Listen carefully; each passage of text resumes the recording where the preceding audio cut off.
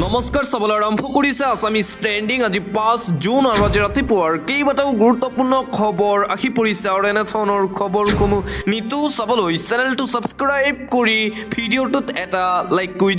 দিবলৈ ৰাতিপুৱাৰ প্ৰথমটো ব্ৰেকিং নিউজ শিলচৰত গৌৰৱ গগৈৰ অনুষ্ঠানত উত্তপ্ত পৰিস্থিতি মাৰপিটৰ ঘটনা সংঘটিত হৈছে গৌৰৱ গগৈক গামোচা পিন্ধোৱাক লৈ অনাকাংক্ষিত ঘটনা সংঘটিত হৈছে দুই পক্ষৰ মাজত প্ৰচণ্ড মাৰপিটৰ সূত্ৰপাত কংগ্ৰেছ সমৰ্থকৰ মাজতেই শিলচৰত এই অনাকাংক্ষিত ঘটনা দেখিবলৈ পোৱা গৈছে কাছাৰত বান আশ্ৰয় শিবিৰ পৰিদৰ্শন কৰিবলৈ যোৱাৰ সময়তেই সমগ্ৰ ঘটনা সংঘটিত হয় সমগ্ৰ ঘটনাক লৈ অঞ্চলজুৰি এতিয়া হাহাকাৰ অৱস্থাৰ সৃষ্টি হৈছে গৌৰৱ গগৈক গামোচা পিন্ধোৱাক লৈ দুই পক্ষৰ মাজত মাৰপিটৰ ঘটনা সংঘটিত হয়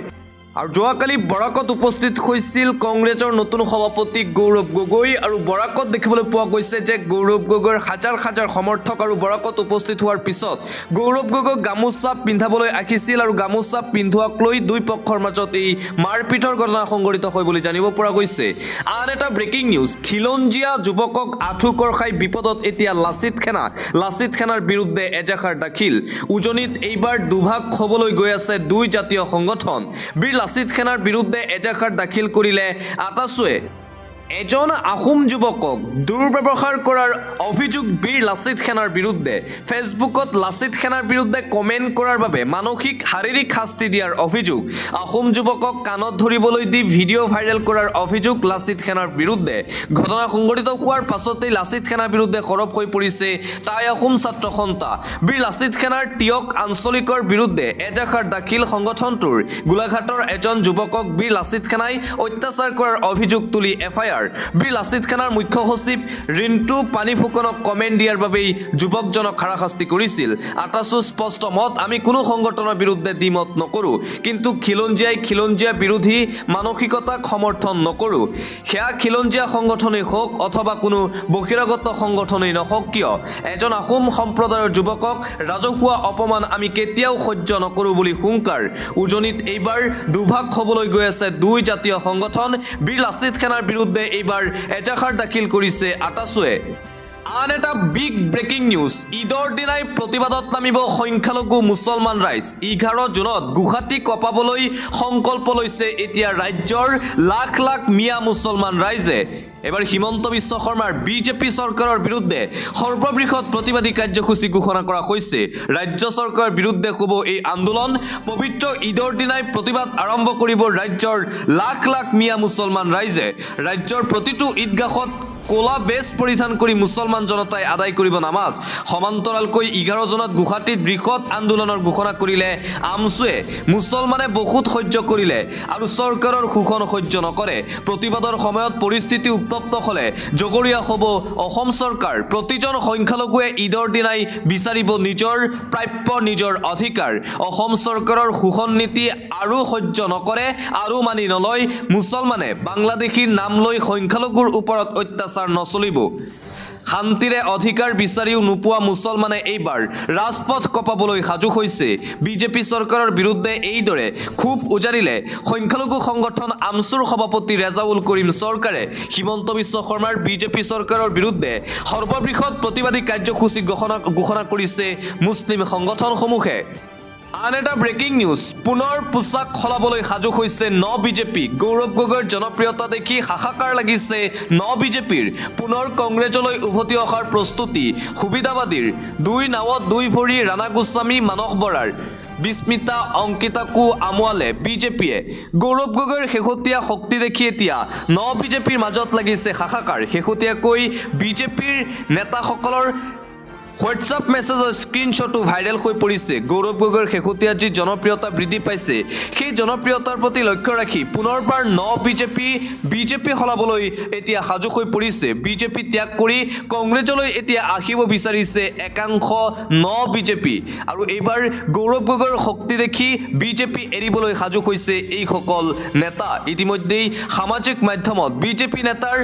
হোৱাটছআপ মেছেজৰ স্ক্ৰীনশ্বটো ভাইৰেল হৈ পৰিছে কেইবাগৰাকীও শীৰ্ষ নেতাইও হয়তো বিজেপি ত্যাগ কৰি কংগ্ৰেছ দলত যোগদান কৰাৰ পূৰ্ণ সম্ভাৱনা আছে আন এটা ব্ৰেকিং নিউজ যোৰহাটৰ আজাদ চৌধুৰী মুছলমান হোৱাৰ বাবে উচ্ছেদ কৰা হ'ল নেকি প্ৰশ্ন উত্থাপন কৰা হৈছে মুছলমানসকলক শান্তিত থাকিবলৈ দিয়ক হিমন্ত বিশ্ব শৰ্মাৰ বিজেপি চৰকাৰে আজাদ চৌধুৰীৰ ঘৰ উচ্ছেদক লৈ গৰজি উঠিছে অসম সংখ্যালঘু সংগ্ৰাম পৰিষদ আজাদ চৌধুৰী মুছলমান হোৱাৰ বাবে উচ্ছেদ কৰা হ'ল নেকি যোৰহাটত মুছলমানসকলক শান্তিত থাকিবলৈ দিয়ক হিমন্ত বিশ্ব শৰ্মাৰ বিজেপি চৰকাৰে অসমত মুছলমান হৈ জন্মগ্ৰহণ কৰাটোৱেই পাপ নেকি বুলি প্ৰশ্ন উত্থাপন সংখ্যালঘু সংগঠনৰ মুছলমানৰ ওপৰত কিয় ইমান নিৰ্যাতন কিয় ইমান অত্যাচাৰ চলোৱা হৈছে চৰকাৰে ৰাজধৰ্ম আৰু মানৱ ধৰ্ম পালন কৰি আজাদ চৌধুৰীক পুনৰ সংস্থাপনৰ ব্যৱস্থা কৰক মুছলমানক বাছি বাছি টাৰ্গেট নকৰিবলৈও সকিয়নি চৰকাৰক অন্যথা বৃহৎ গণতান্ত্ৰিক আন্দোলন গঢ়ি তোলাৰ হুংকাৰ নাজিৰ আহমেদৰ আজাদ চৌধুৰীৰ ঘৰ উচ্ছেদক লৈ এই হুংকাৰ সংখ্যালঘু সংগঠনৰ আন এটা পলিটিকেল ব্ৰেকিং নিউজ চৰাইদেউ বিজেপিত খহনীয়া দেখিবলৈ পোৱা গৈছে এইবাৰ শ নেতা কৰ্মীয়ে বিজেপি দল ত্যাগ কৰি যোগদান কৰিছে লুৰিণজ্যোতি গগৈৰ অসম জাতীয় পৰিষদৰ বিজেপি ত্যাগ কৰি অজাপত যোগদান কৰিছে বহু শীৰ্ষ নেতাই ৰাজ্যিক বিজেপিৰ কাৰ্যনিৰ্বাহক সদস্য দিলীপ কোঁৱৰে যোগদান কৰিলে অসম জাতীয় পৰিষদত 2026 চনৰ বিধানসভা নিৰ্বাচনৰ পূৰ্বে এইবাৰ উজনিত বিজেপিত খহনীয়া দেখিবলৈ পোৱা গৈছে লাকুৱা সফ্ৰাই মণ্ডল বিজেপিৰ প্ৰাক্তন সভাপতিও যোগদান কৰিছে এজেপিত প্ৰাক্তন সভাপতি দিলীপ কোঁৱৰৰ লগতে এজেপিত যোগদান কিষাণ মৰ্চাৰ উপ সভাপতিৰ মুঠতে 2026 চনৰ বিধানসভা নিৰ্বাচনৰ পূৰ্বে বিজেপি ত্যাগ কৰি অসম জাতীয় পৰিষদত যোগদান কৰিছে শ বিজেপিৰ নেতা কৰ্মীসকলে আৰু 2026 চনৰ বিধানসভা নিৰ্বাচনৰ পূৰ্বে এইবাৰ শক্তি বৃদ্ধি পাইছে লুৰিণজ্যোতি গগৈৰ এজেপিৰ আন এটা গুৰুত্বপূৰ্ণ খবৰ এইবাৰ যুঁজ এখন হ'ব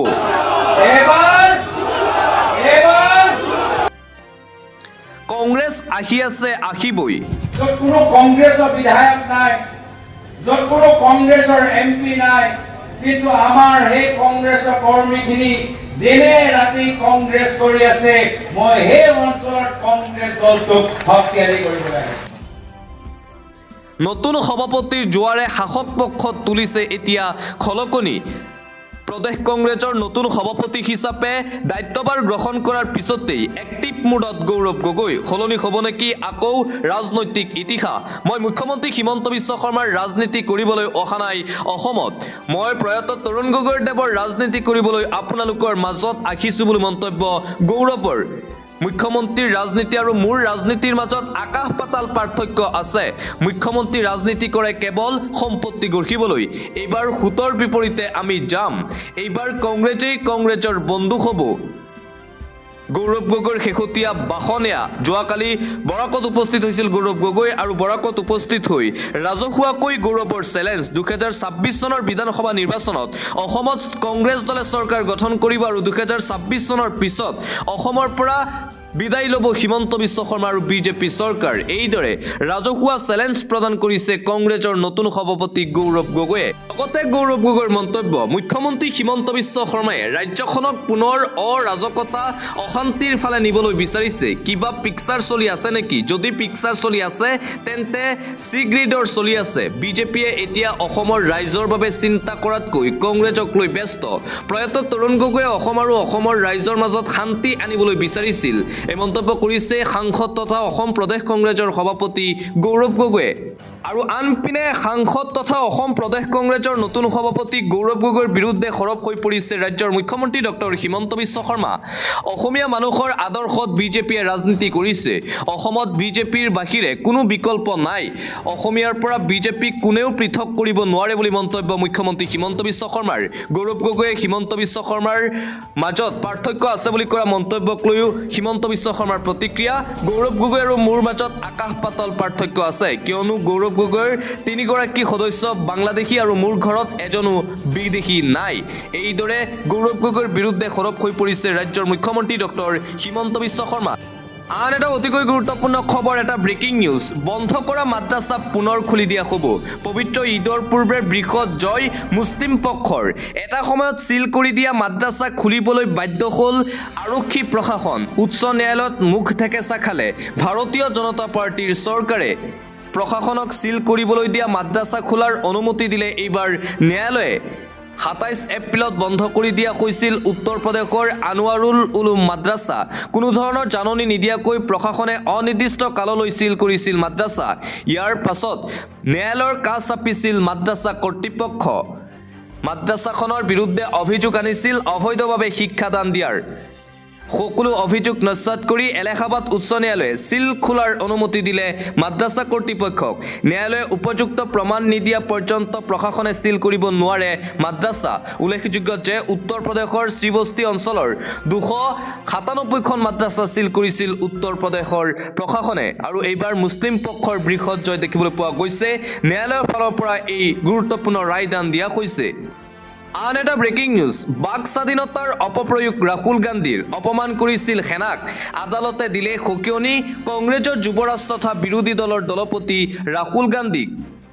ভাৰতীয় সেনাক অপমান কৰি উচ্চ ন্যায়ালয়ৰ পৰা ধমক খালে কংগ্ৰেছ নেতা ৰাহুল গান্ধীয়ে। সমালোচনাৰ নামত বাক স্বাধীনতাৰ অপপ্ৰয়োগ কৰাৰ অভিযোগ উত্থাপন হৈছিল ৰাহুলৰ বিৰুদ্ধে। 2022 চনত ৰাজস্থানত এক সংবাদমেল সম্বোধন কৰি ভাৰতীয় সেনাৰ ওপৰত অপমানজনক মন্তব্য কৰিছিল ৰাহুলে। ভাৰত চীনৰ অৰুণাচল প্ৰদেশৰ সীমান্তত চীনা সৈনিকে ভাৰতীয় সেনাক পিটন দিছিল বুলি ৰাহুল গান্ধীয়ে কৰিছিল মন্তব্য। ভাৰতীয় সেনাক অপমান কৰাৰ বাবে কংগ্ৰেছ নেতাগৰাকীৰ বিৰুদ্ধে এলাহাবাদ উচ্চ ন্যায়ালয়ত ৰুজু কৰা হৈছিল গোচৰ। বুধবাৰে গোচৰটোৰ শুনানি গ্ৰহণ কৰি এলাহাবাদ উচ্চ ন্যায়ালয়ে ককৰ্থনা কৰিছিল ৰাহুল গান্ধীক। গোচৰটোৰ বিপৰীতে ৰাহুল গান্ধীয়ে দাখিল কৰা আবেদন খাৰিজ কৰিছিল এলাহাবাদ উচ্চ ন্যায়ালয়ে। উল্লেখযোগ্য যে একেটা অভিযোগৰ ভিত্তিত লক্ষ্ণৌৰ আদালতত ৰাহুল গান্ধীৰ বিৰুদ্ধে তৰা হৈছিল মানহানিৰ গোচৰ। বাক স্বাধীনতাৰ নামত ভাৰতীয় সেনাক অপমান কৰাৰ কাৰ্য সহ্য কৰা নহয় বুলি ৰাহুল গান্ধীক ককৰ্থনা কৰিলে এইবাৰ আদালতে।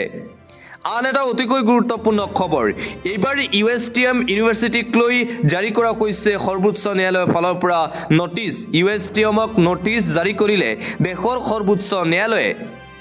জৰুৰী নিৰ্দেশনা জাৰি কৰিলে সৰ্বোচ্চ ন্যায়ালয়ৰ ফালৰ পৰা USTMক লৈ। মেঘালয়ৰ USTMৰ বাবেই ভয়ংকৰ কৃত্ৰিম বান হৈছিল গুৱাহাটী মহানগৰীত। পূৰ্বৰ পৰাই USTMৰ বিৰুদ্ধে দি অহা হৈছিল অভিযোগ। দুই ৰাজ্যৰ মুখ্যমন্ত্ৰীৰ পৰ্যায়তো হৈছিল গুৰুত্বপূৰ্ণ বৈঠক। কেন্দ্ৰক অৱগত কৰোৱা হৈছিল এই সমগ্ৰ প্ৰসংগ। মেঘালয় চৰকাৰকো জাৰি কৰা হৈছে নিৰ্দেশনা ন্যায়ালয়ৰ ফালৰ পৰা। আৰু এইবাৰ USTMক লৈ ন্যায়ালয়ৰ ফালৰ পৰা এই নটিচ জাৰি কৰা হৈছে। পৰৱৰ্তী খবৰ, RCBৰ বিজয় উৎসৱৰ মাজতে অঘটন। RCBৰ বিজয় উদযাপনত অঘটন সংঘটিত হৈছে। বেংগালুৰুৰ এছ চিন্নাস্বামী ষ্টেডিয়ামৰ সমীপত ভয়ংকৰ ঘটনা সংঘটিত হয়।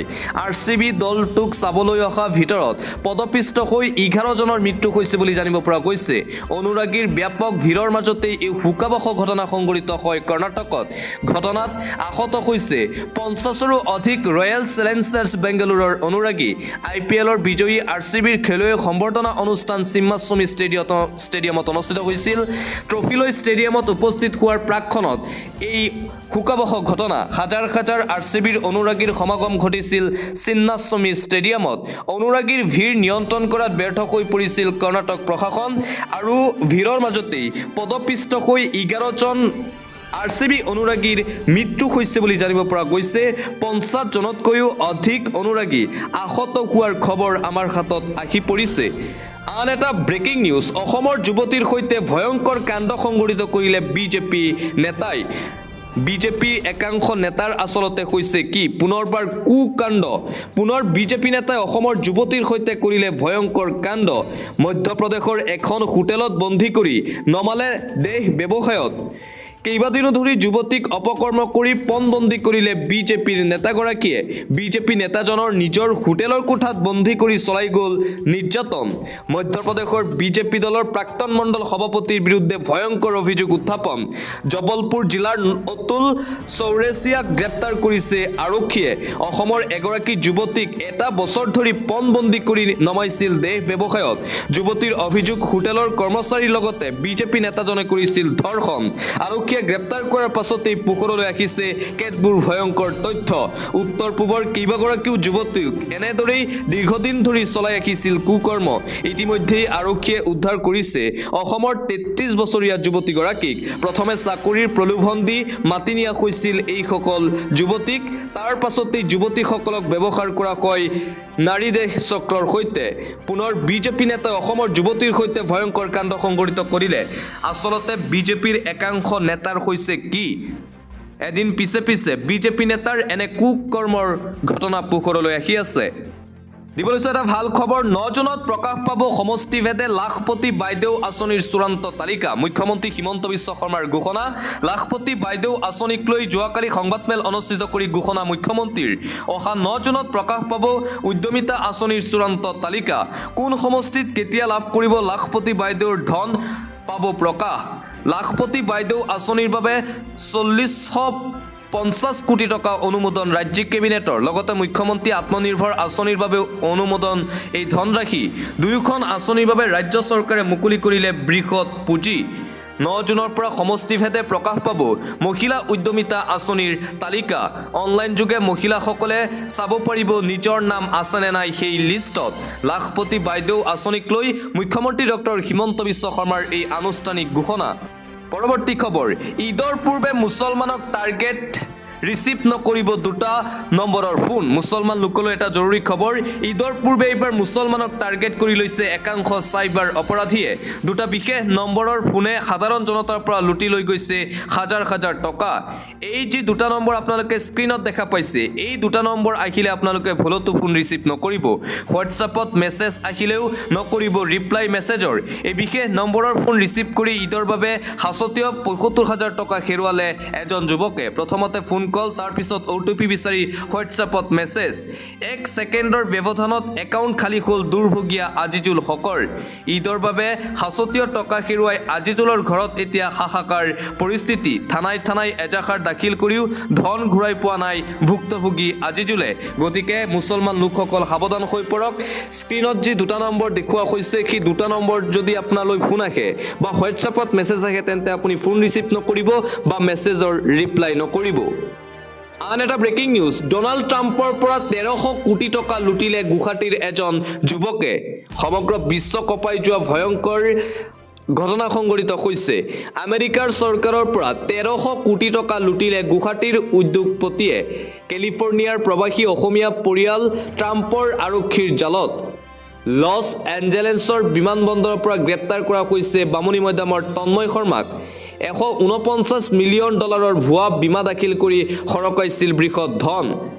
ছভাইৰেন হেল্থ গ্ৰুপৰ প্ৰাক্তন মুখ্য কাৰ্যবাহী বিষয়া আছিল উক্ত প্ৰতিষ্ঠানটোৰ প্ৰতিষ্ঠাপক অধ্যক্ষ আছিল প্ৰবাসী অসমীয়া আৰু তাৰ পিছতেই আমেৰিকাৰ পৰা লুটিছিল 1300 কোটি টকা আৰু ইতিমধ্যেই আমেৰিকাত 8টা গোচৰ ৰুজু কৰা হৈছিল শৰ্মাৰ বিৰুদ্ধে অৱশেষত ফেডাৰেল গ্ৰেড জুৰি অভিযোগনামাৰে ভিত্তিত গ্ৰেপ্তাৰ কৰা হৈছে তন্ময় শৰ্মাক পৰৱৰ্তী খবৰ চৰকাৰী হাস্পতালৰ পৰা ঔষধ দিয়া নাই নেকি আপোনাক চিকিৎসকে ফাৰ্মাসীৰ পৰা দৰৱ আনিব দিলেই পৰিব বিপদত মুকলি কৰা হৈছে হেল্পলাইন নম্বৰ আপুনি দিব পাৰিব অভিযোগ দৰিদ্ৰক ঔষধ কিনিবলৈ দিব নোৱাৰিব চৰকাৰী চিকিৎসালয়ত ঔষধ নাপালেই আপুনি দাখিল কৰিব পাৰিব অভিযোগ হেল্পলাইন নম্বৰ মুকলি কৰা হৈছে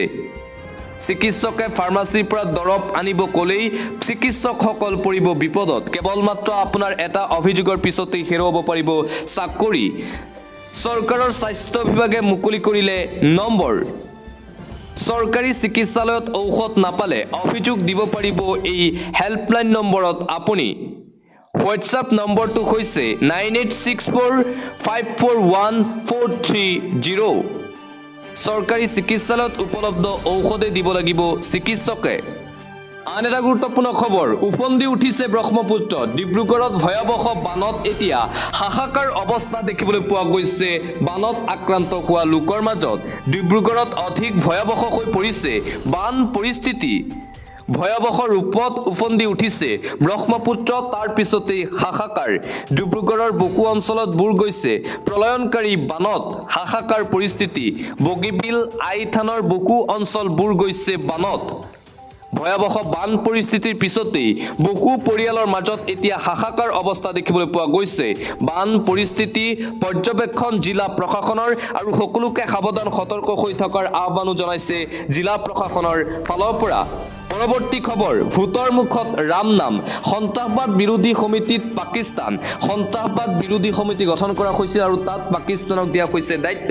সন্ত্ৰাসবাদৰ পৃষ্ঠপোষক পাকিস্তানক দিয়া হৈছে দায়িত্ব এইবাৰ সন্ত্ৰাসবাদী বিৰোধীত পাকিস্তানৰ নাম ৰাষ্ট্ৰসংঘৰ নিৰাপত্তা পৰিষদত সন্ত্ৰাসবাদ বিৰোধী সমিতিৰ উপসভাপতি হ'ল পাকিস্তানৰ প্ৰধানমন্ত্ৰী এই সন্ত্ৰাসবাদ বিৰোধী কাৰ্যকলাপত এইবাৰ পাকিস্তান ভাৰতৰ কোটি কোটি কৃষকৰ বাবে এটা ভাল খবৰ এই মাহৰ প্ৰথম সপ্তাহতেই অৰ্থাৎ 2 দিনৰ ভিতৰতে সোমাব PM কিষাণ সন্মান নিধি আঁচনিৰ ধন